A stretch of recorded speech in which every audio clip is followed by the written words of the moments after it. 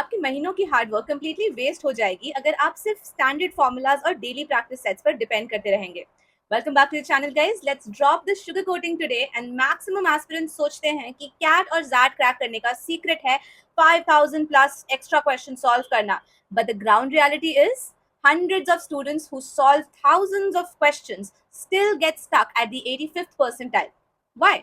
Because they ignore the invisible cognitive blind spots that actually determine your score under extreme pressure. Today, we are uncovering the 5 unseen, completely undiscussed things that you must focus on while balancing the cat and the zat in these remaining days. इनमें से कुछ ऐसी बातें हैं जो कोई standard coaching batch नहीं सिखाता. So stay logged in till the very end because these 5 micro adjustments will completely shift your execution game. Unseen thing number 1, the cognitive switching strain.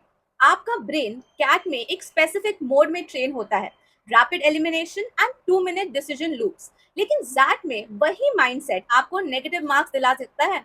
Jet demands sustain stamina. यहाँ time पर question ज्यादा होता है पर text density और logical layers double होती हैं. So how to execute this focus then? Start practicing hybrid focus days. Weekdays पर CAT style timed 40 minute speed sectional solve कीजिए, पर संडेज को intentionally 3 hours long uninterrupted deep reading या caselet solving कीजिए. आपको अपने ब्रेन को ट्रेन करना होगा to switch seamlessly between a sprint that is the CAT exam and a marathon that is the XAT exam without getting mental fatigue. Number 2, the metaphorical interpretation gap. Standard VARC prep में आप linear articles पढ़ते हैं, business, science, psychology, but XAT loves testing poem based RCs also and abstract philosophical passages. यहाँ linear logic काम नहीं आता. यहाँ tone, underlying metaphors और हिडन ह्यूमन इमोशंस मैटर करती हैं. रीड वन क्लासिकल पोएम और abstract essay every 3 days. Focus on identifying the author's emotional stance rather than searching for direct facts. जब आप एब्स्ट्रैक्ट मेटाफर्स को डिकोड करने की habit बनाते हैं तो जैट वीआरसी आपके लिए एब्सोल्यूट केक वॉक बन जाता है. Number 3, the stakeholder empathy index in decision making. बहुत से एस्पिरेंट्स सोचते हैं कि जैट डीएम के क्वेश्चंस में जो ऑप्शन सबसे प्रॉफिट मैक्सिमाइजिंग है वही सही होगा, and this is a massive trap guys. XLRI evaluates your ethical leadership capability. Now, how do you execute this? Whenever you solve a DM caselet, map out all the stakeholders involved. जैसे कि employees कौन है, management कौन है, customers कौन है, and even the society is a stakeholder. The correct option is never an extreme option, never punitive, never purely money-minded.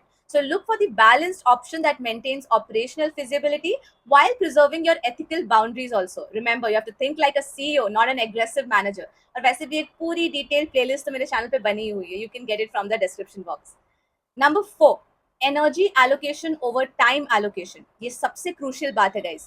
Time आपके पास हमेशा मैनेज हो ही जाता है ना, आप टाइम मैनेज करना तो सीख ही लेते हैं, पर आप एनर्जी मैनेज करना भूल जाते हैं. कैट में 2 आवर्स के अंदर आपका एनर्जी ग्राफ ऐसे ड्रॉप होता है, specially in the quant section, the last section. XAT में 3+ आवर्स की एंड्योरेंस टेस्ट आपकी डिसीजन मेकिंग एक्यूरेसी को 3rd आवर में क्रैश कर देती है. बट इसका एक सोल्यूशन है. जैट आपको फ्लेक्सिबिलिटी देता है कि आप अपने हिसाब से सेक्शंस जंप कर सको, तो उस चीज का फायदा आपको उठाना है और उसके लिए आपको करनी होगी प्रैक्टिस. इसीलिए मॉक्स लेने बहुत ज्यादा जरूरी है. Start auditing your accuracy versus time curve during the mocks. अगर आपका एक्यूरेसी इंडेक्स लास्ट 30 मिनट्स में ड्रॉप होता है, then it's an energy management failure, not a concept failure. So practice taking 10 seconds micro breathers or keep your hydration level checked and train your brain to stay sharp in the final 30-minute stretch also. And last one, point number 5, the unattempted question penalty engine.